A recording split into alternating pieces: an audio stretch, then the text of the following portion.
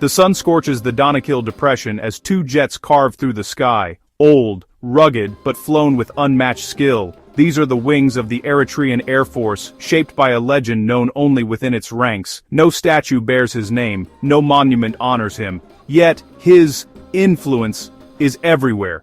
He is the maestro, the teacher, the architect of Eritrea's air power. His story is whispered among pilots and mechanics, a tale of vision and survival. He built a force from almost nothing, teaching tactics that turned underdogs into guardians of the nation's skies. Who was he?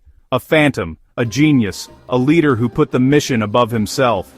His legacy lives in every evasive maneuver, every night sortie, every jet that still flies against the odds. This is not a story of fame, but of impact, of a man who made excellence the standard. We journey into the heart of this legend, to understand how one pilot changed everything for Eritrea. His identity remains a secret, but his mark is as bright as a flare in the night. He is Eritrea's hidden hero, its true Top Gun. To know the pilot, you must know Eritrea, a nation born from a 30-year war, where survival is a way of life. Its coastline is a strategic prize, its history a constant reminder of the cost of freedom. Eritrea's Air Force could never rely on numbers or cutting-edge tech.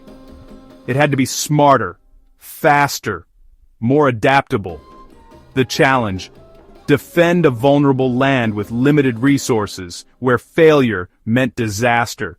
Air power became the great equalizer, the only way to protect a nation surrounded by threats. Into this world stepped our mysterious pilot, not just a recruit, but a visionary. Eritrea needed more than pilots. It needed a leader who could turn weakness into strength. He would inspire a force that believed it could be the best, not despite its challenges, but because of them. The stage was set for an unlikely hero. He answered a national calling, ready to rewrite the rules. The hero Eritrea got was not the one anyone expected. Eritrea sits at a crossroads of global trade, its Red Sea coastline a vital artery for the world. Control of these skies is not a luxury, it's survival. Air power lets Eritrea see threats coming, defend its borders, and project strength over land and sea. In a region of shifting alliances and constant tension, a credible air force is the ultimate deterrent. The mere presence of skilled pilots can prevent conflict before it starts. The Eritrean Air Force had to be ready for anything, anywhere, from scorching coasts to high plateaus. This required more than planes. It needed a doctrine, a philosophy, and a leader who understood the stakes. The man who built this force knew he was forging guardians of the nation's future. In Eritrea, the sky is both shield and sword. Before he was a legend, he was a boy from a remote village, fascinated by the flight of eagles. He grew up with little, but his mind was sharp and his determination fierce. When Eritrea called for its first pilots, he was an unlikely candidate. No connections, just grit. Training was brutal, but he thrived, turning every challenge into an opportunity to learn. He didn't just fly, he understood the science, rehearsed emergencies until they were instinct.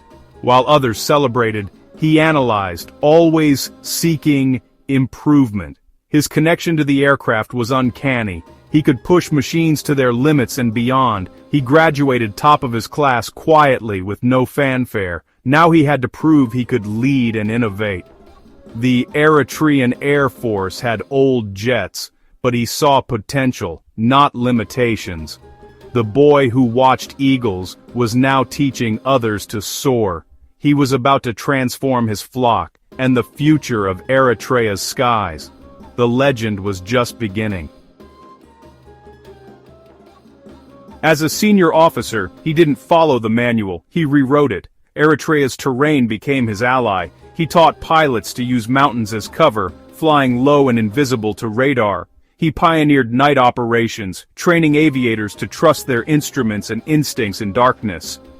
Night became a cloak, not a danger. He revolutionized maintenance, working with engineers to keep every jet flying longer and harder. His philosophy: a jet on the ground is a monument. In the air, it's a weapon. He authored a doctrine of surprise, efficiency, and terrain exploitation, guerrilla tactics in the sky. He encouraged critical thinking, challenging pilots to innovate and adapt. He wasn't just making pilots, he was creating tactical thinkers and leaders. Under his guidance, the EAF became unpredictable, resilient, and deadly. He turned a small force into a formidable one.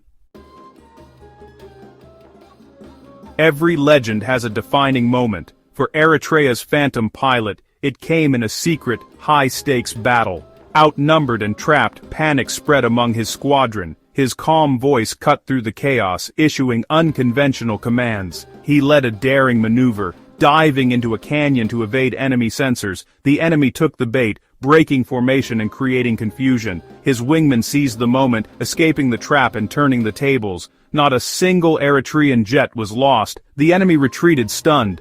His actions saved lives and delivered a psychological blow to the adversary. That day became legend, his tactics now sacred texts for new pilots. In air combat, he proved the mind is the ultimate weapon.